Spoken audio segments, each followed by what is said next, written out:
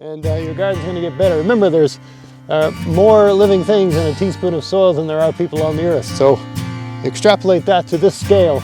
There's a lot of living things in there. And if I give them what they want, they'll proliferate and there'll be even more living things in there. So, I mean, the easiest way to...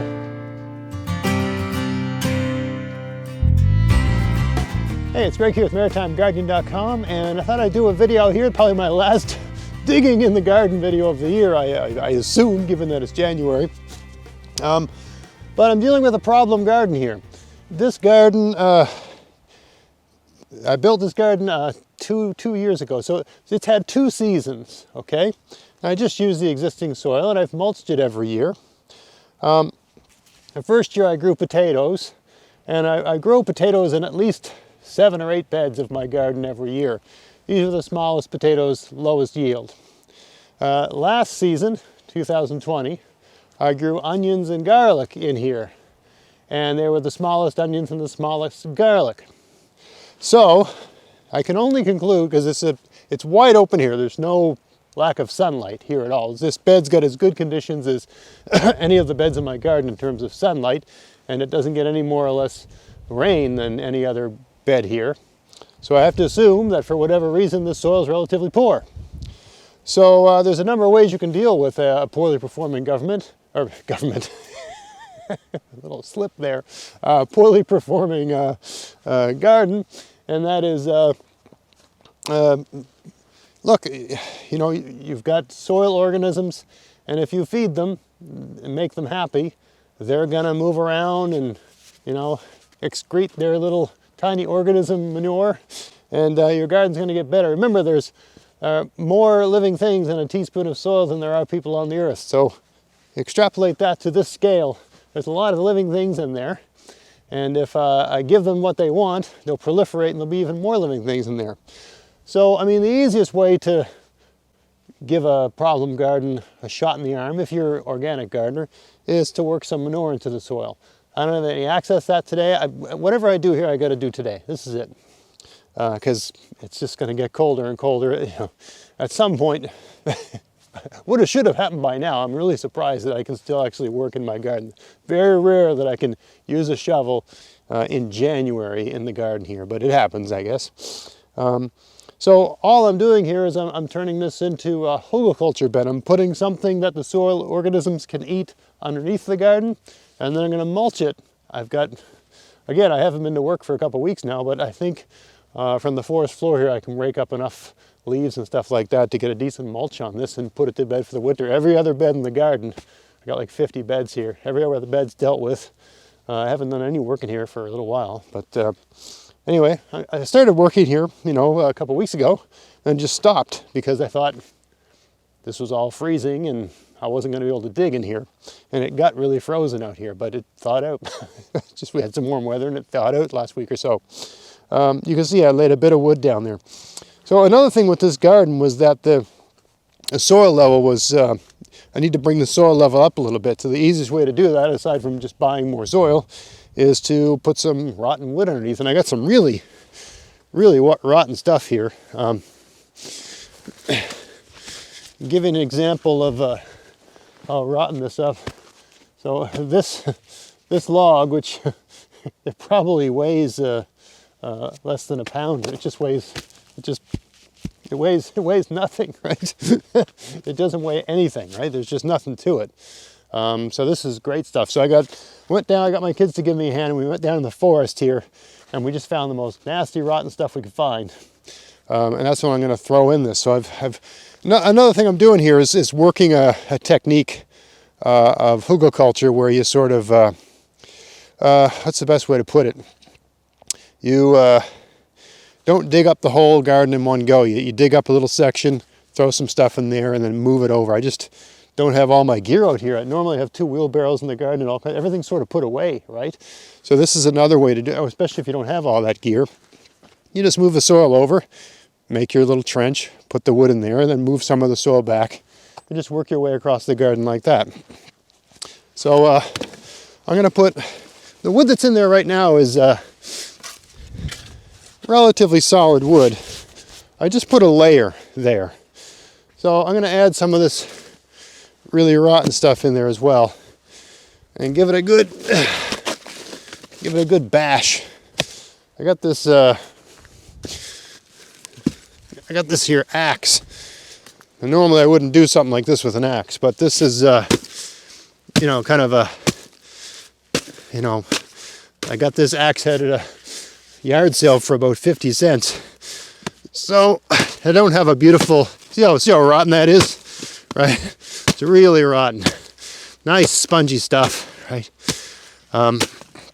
Just like putting a sponge under the garden. So I thought that'd be a good layer to have directly in contact with the soil.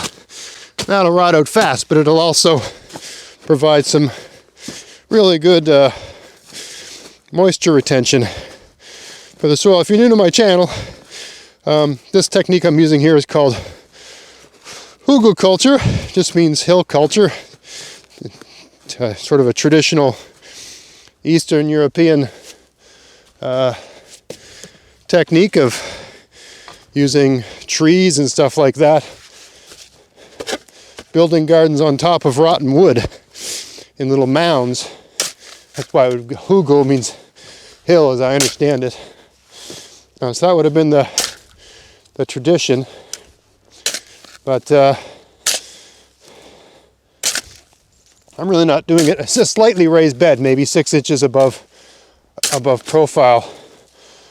When I get it all, it's all, you know, said and done. So a slightly raised bed I'm working on here, but not super raised. But basically, I want to bring the soil level in this bed up by about 6 inches.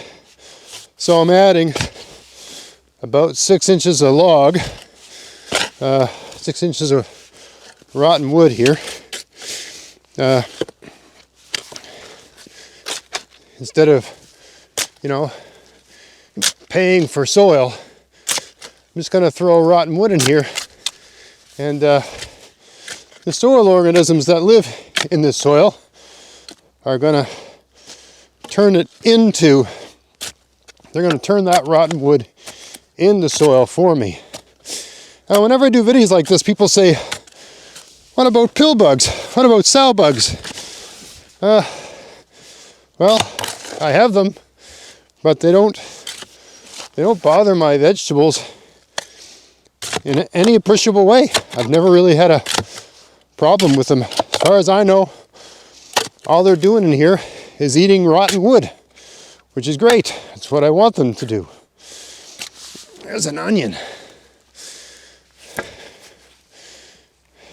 Or a garlic. An unpicked garlic. I don't really know what to do with that. Yeah, it's a garlic that never got picked. I'm just jamming in here. Probably going to die, but oh well. See what happens. Give it a chance. Bit late in the year to be, you know, messing with the root systems of things, but oh well. Nothing ventured, nothing gained, right? Yeah, I'm going to move the camera a bit closer so you can see what I'm doing. Seeing the odd worm in here, I'm kind of amazed that they'd be active with everything being this cold. But I guess it's not impossible. I don't look as vigorous as normal. I'm kind of nursing a bit of a bothered back. I don't really know what's going on with my back, but I'm still able to do stuff. I just call it quits if I don't feel right.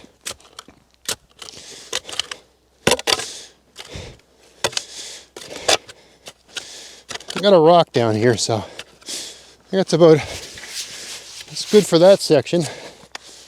You just do it a section at a time. Go down as deep as you can go.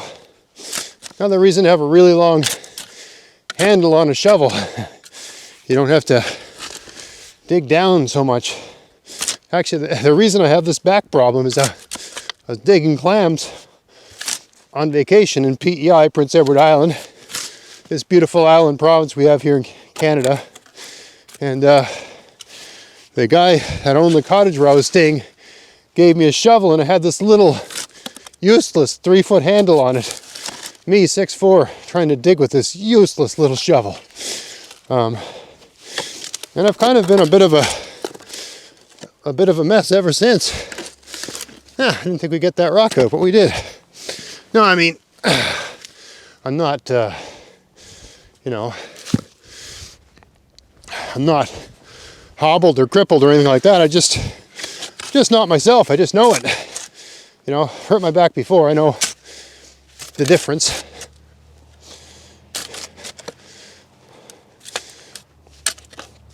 So I'm bringing the soil level up pretty good here, over here, right? It's almost flush with the top of the bed now, whereas it was about 6 inches below that level previously. All right, let's get some more stuff in there. Here's a big old log with some fungus and stuff on it. That's a good one. Let's get that in there a bit more. Here we go. Oh, all right. Maybe this guy. Let's give him a blast with this thing.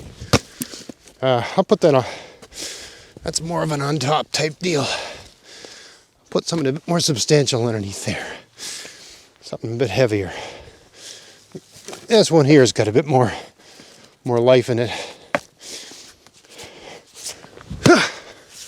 Yep.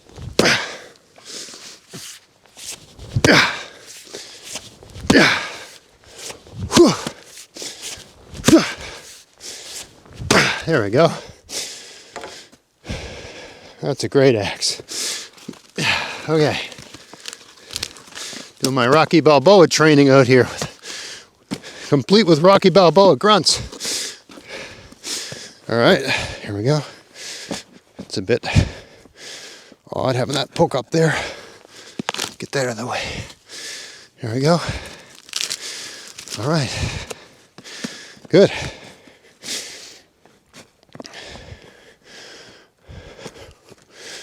That's good.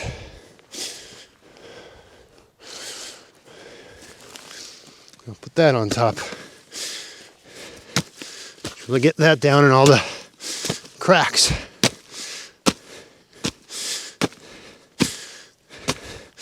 I would never be, you know, chopping down into a garden with a good axe, right?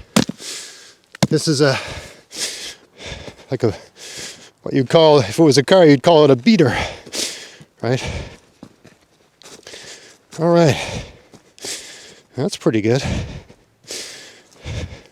The other thing I'm going to do in this garden next season is I'm going to give it a break, and I'm going to plant a very undemanding thing. I'm going to plant beans in here, right? Because beans have almost, make a little mark there to know where I stopped. In terms of nitrogen, beans don't really need any, they don't need good soil. So I'm going to plant something here that's very easy to grow, that's not very demanding. You got a bit of freeze in there, but not much. And you know, also your beans can leave some nitrogen in the soil. They fix it in their roots, right? Beans have that ability. Unlike a lot of other plants, legumes, peas are the same way. They can make their own nitrogen, in a manner of speaking. So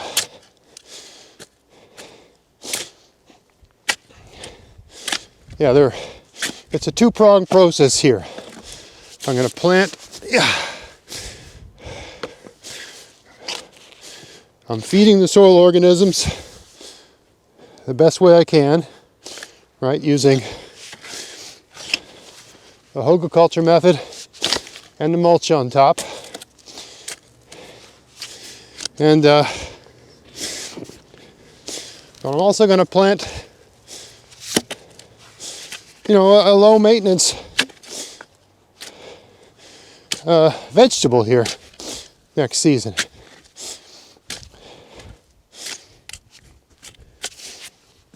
Just realized the camera angle's no good. Here we go. Yeah, I'll plant a low maintenance vegetable. Low maintenance in terms of nitrogen requirements, right?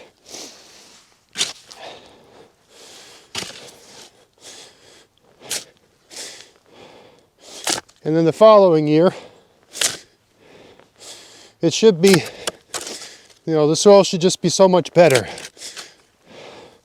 Right, all this organic matter is going to help it retain moisture. I mean, it's very possible the poor results also were just, the soil being unable to retain moisture well. It's just all clay. It's not that bad soil, but it is mostly clay. So, we're going to increase the amount of organic matter in this. There's a rock there. I'm inclined just to leave that rock there, to tell you the truth. Too much work to pull it out. But also by having the rotten logs underneath where the plants are growing, right? They act like a sponge and hold water, so that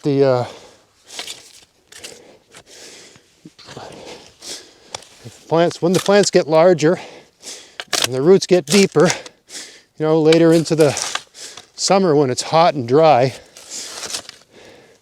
there's this mushy, spongy, rotten wood down there, just swelled right up with water, that the plants can, tap into.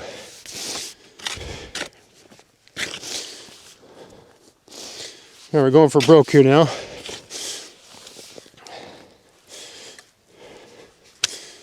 Huh. I didn't plant potatoes there, but there's potatoes anyway. How you like that? That's probably good. I don't want to excavate too much.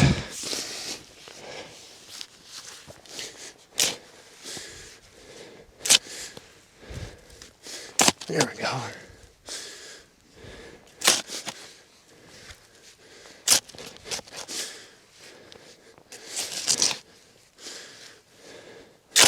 If I've done some videos in the past on proper form and shoveling, and I'm really not following that form correctly here.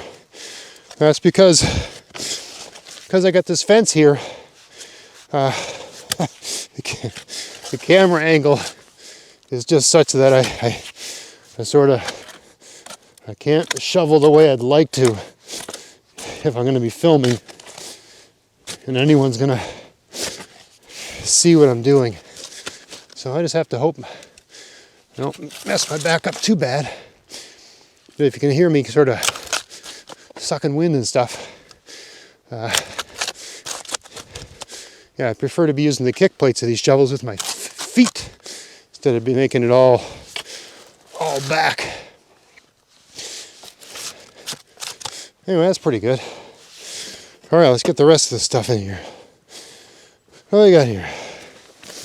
This one here. That one needs to be smashed a bit. Whoa! Went right into that rock.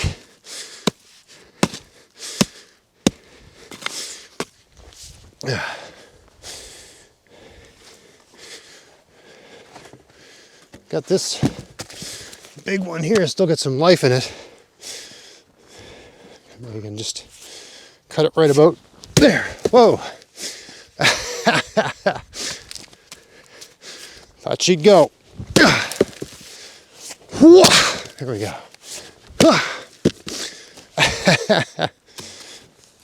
There we go. Whew. Oh, it's good medicine. Swinging an axe. Let's see if I can get that piece there. It's probably weakened enough to step on.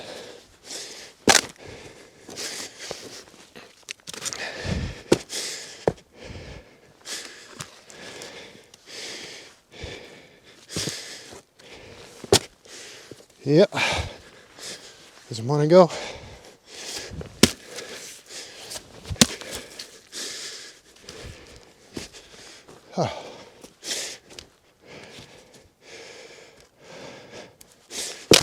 There we go.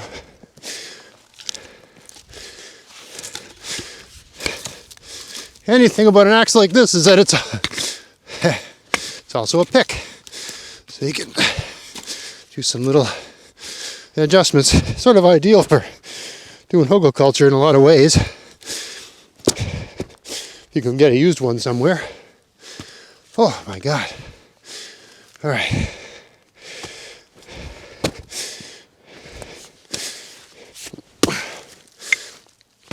There we go.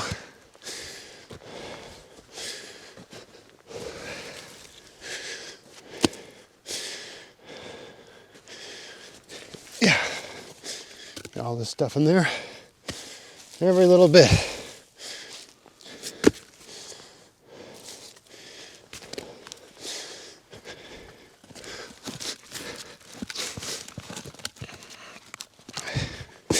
Stuff seems awfully close to the surface, but it'll break down. That's about it.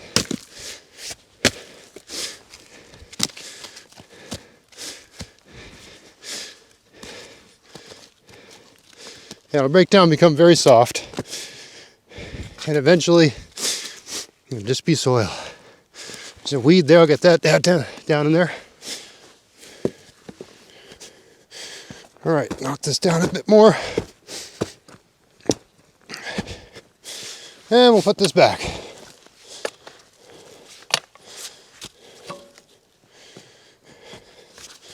That's a pretty low budget way to do things.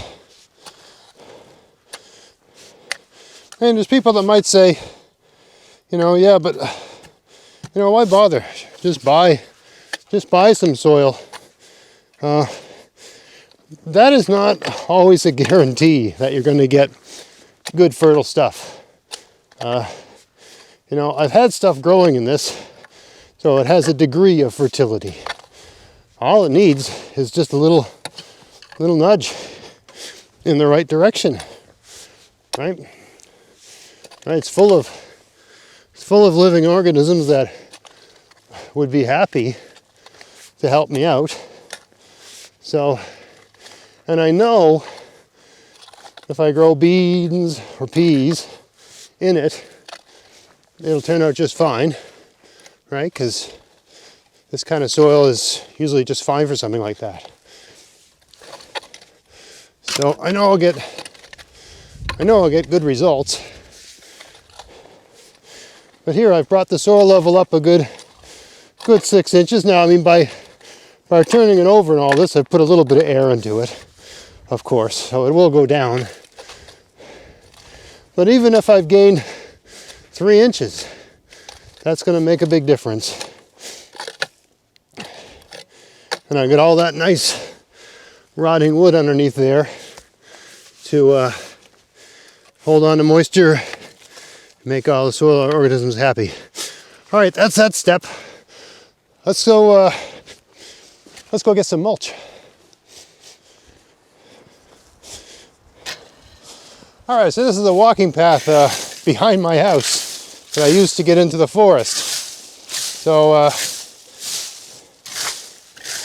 a lot of leaves fall on this. I think that's last year's Christmas tree. Yeah. Have to have a Christmas tree bonfire one of these days. Anyway, there's plenty of stuff here that I can use as a mulch. And while I was finding my wheelbarrow, I found one more bucket of seaweed that I gathered a couple weeks ago. So I'll put that underneath this stuff, directly in contact with the soil. Now I'm putting aside the really big chunks of bark. A lot of big hunks of bark back here because I split wood back here sometimes. So the bark flies. I know not everybody has this resource, you know, a forest with walking trails behind their house. But the point is to just show you that there's no one particular mulch that you need, right? You just get whatever you can, right? Just scrounge up whatever you can scrounge.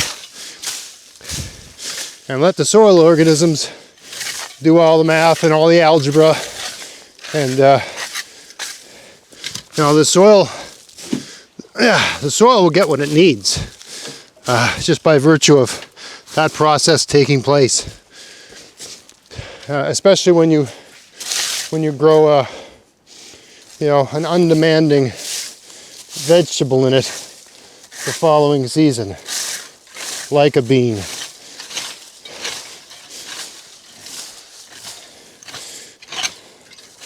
That's probably good. I don't normally groom these trails. I mean, all I do is if I need mulch and I don't have any from, you know, my preferred way to get mulch is to just grab it at the end of people's driveways. Now, I mean, I would say this mulch here is about 50% spruce needles and 50% maple tree leaves, give or take. You know, a lot of people get concerned when they see spruce needles going on a soil. They say, spruce needles, they're acidic. They'll acidify your soil. It is true that when a spruce needle is in this state, it's slightly acidic.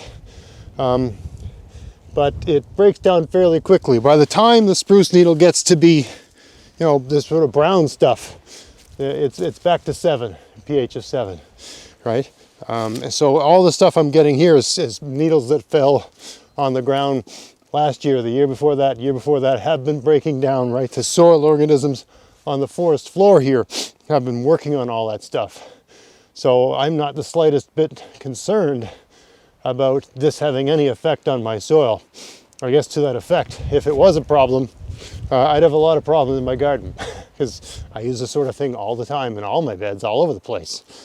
So yeah, I'm not too concerned about it at all. And neither should you be. There's plenty of, just do a search, type extension, pine needles, extension, spruce needles, extension, evergreen. You'll find a university extension article published through a university agricultural extension explaining that it's not a real issue. Sure, if you had some soil and you had a whole bunch of green, you know, shredded up spruce tree leaves, and you tilled that into a garden, maybe for a year or so, the acidity might go up a little bit. Yeah, maybe. But that's not what I'm doing here. Everything here is going on top, right? Not a concern.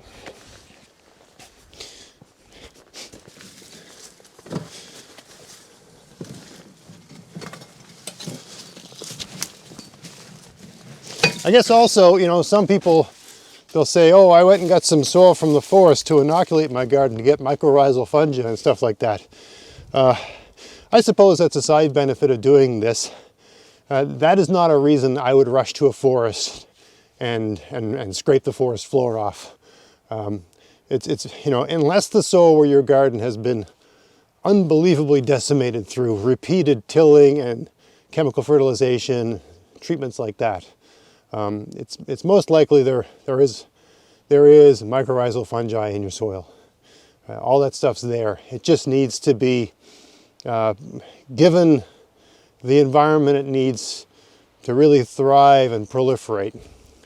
And I guarantee you, if you put rotten logs underneath your garden and you put leaves and seaweed and things like that on top of your garden and you don't till it for a while, you're going to get all kinds of mycorrhizal fungi happening in there, regardless of whether you scraped a bunch of, you know, decaying leaves and pine needles off the forest floor. It's an unneeded step. I'm just doing this because this is what I got, right? I don't want to go anywhere. I don't want to leave the compound today. So I'm just using what I got. I want to get it done.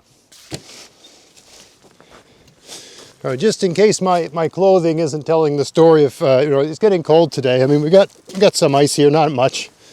But a couple of weeks ago, like one of my kids could walk on this, right? And now there's maybe, about a centimeter of ice at the most.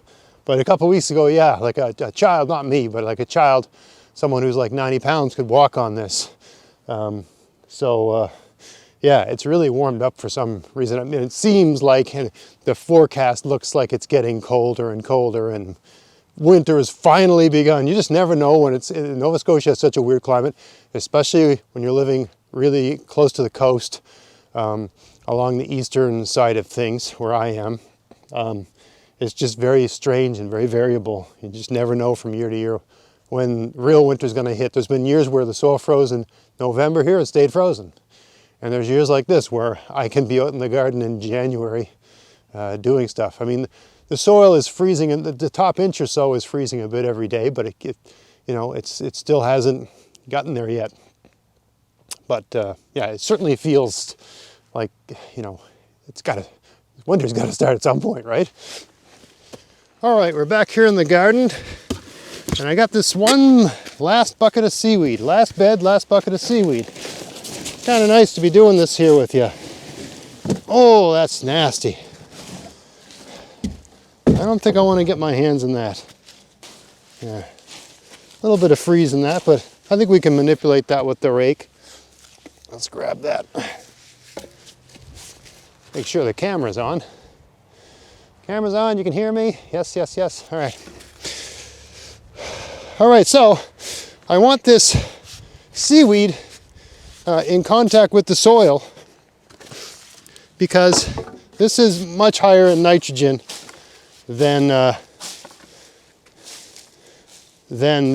leaves and the pine needles and all that stuff, right? That would be my advice. If you've got different kinds of mulch, whatever your richest mulch is, that is to say, whatever one is the thing that, based on your observation, breaks down very quickly. Seaweed, if you can keep it from drying out, like if you put seaweed down and you put leaves over it, or straw or hay, it disappears pretty quick and just turns into black stuff, right? It breaks down fast. So you can only surmise from that, conclude from that it has a lot of nitrogen in it. So I mean, I don't really know, I should look it up. I'm just talking off the top of my head here. I could be totally wrong, but breaks down fast. I know that. So I'll have to, when I'm editing the video, I'll try to figure out, I mean, there's different kinds of seaweed too, but I'll check that out. Now for people that are new, doesn't that have salt water in it? Is always the question with the seaweed. The seaweed doesn't have salt water in it. It has some salt on it, right? There's no salt water in the seaweed. It's got salt water on it, and very little, because I got this from above the high tide mark. This is dead seaweed.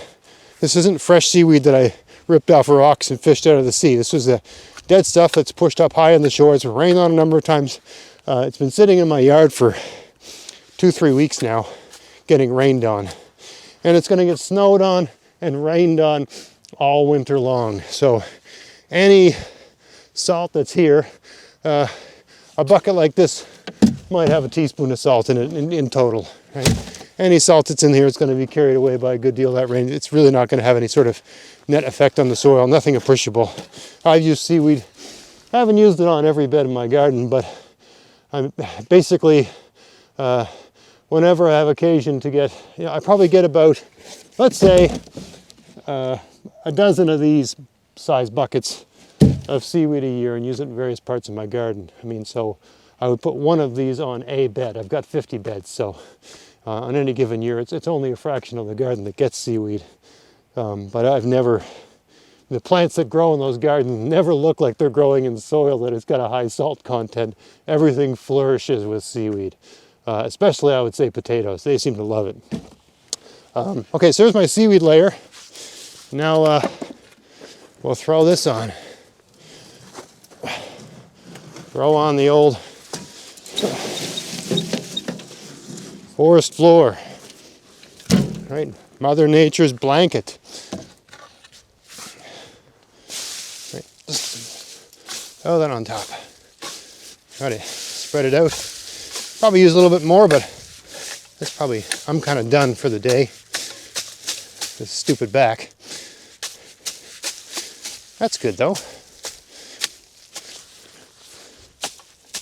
Great thing about this stuff too is it doesn't tend to blow around. At least I don't find it does. I find this leaves and pine needles does a really good job of insulating the soil too. If you ever have some time, look back. Remember videos I did in previous winters where I did experiments on which mulches, prevent the soil from freezing the most. One of the criticisms people have with mulch is that it keeps the soil from thawing out in the spring. And it does, because it keeps the sun off the soil, right? It insulates the soil. So if your soil is frozen, it's insulating it. But the flip side of that is that it insulates your soil in the winter. So if you had a completely exposed garden, that might freeze down a foot or more. I found the heavily mulched gardens, they might only freeze down a few inches. I mean, this all depends on your climate, where you live, and how cold it gets, and all that sort of stuff. But I don't find that the mulched beds freeze as deep, right? So if you want to get planted, I mean, it doesn't matter if you're not planting till, late June or something like that. Generally speaking, here, all risk of frost isn't over till late June, typically. But if you wanted to get something in early, and I often do, you just move some of that mulch back, or even take all the mulch off a garden temporarily. Take all the mulch off, put some clear plastic on it, not black plastic, clear. I find it works better. I get so many comments on this issue, black plastic versus clear. I feel like I need to do a dedicated video on it, so I won't address that right here. My opinion, clear plastic. Now, if you want to get the bed thawed out, strip it back, put clear plastic on it for about a week. It'll thaw, right? Get your plants growing, put the mulch back, right? Having the mulch off for a few weeks isn't going to destroy the delicate balance there. It's having it off season after season after season, telling the hell out of it. But anyway, we're done here. I don't want to get off in too many tangents. We're done here. This is the last bed I was going to work on this year. I'm happy I got things back up. Like the mulch layer was almost 6 or 7 inches lower than this is right now. So I've brought the soil back up. I've done some things here to make the living organisms in that soil happy. Hopefully they'll proliferate and do their thing. And I'm going to plant probably beans here next year to give the soil a little bit of a break, right?